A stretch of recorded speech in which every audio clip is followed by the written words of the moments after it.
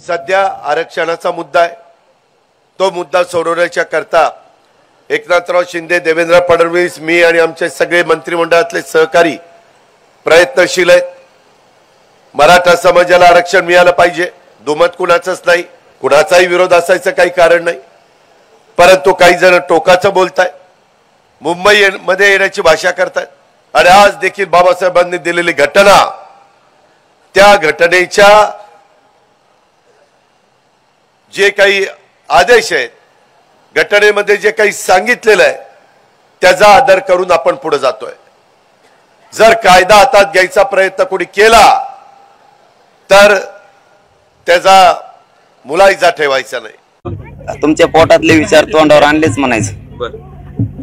पहिल्यापासून तुम्ही मराठ्याच्या विरोधातच काम केलं, 10-5 जण जवळ ठेवले फक्त, आणि बाकीच्या करोडोच्या संख्येने मराठ्यांचं तुम्ही वाटोळं केलं।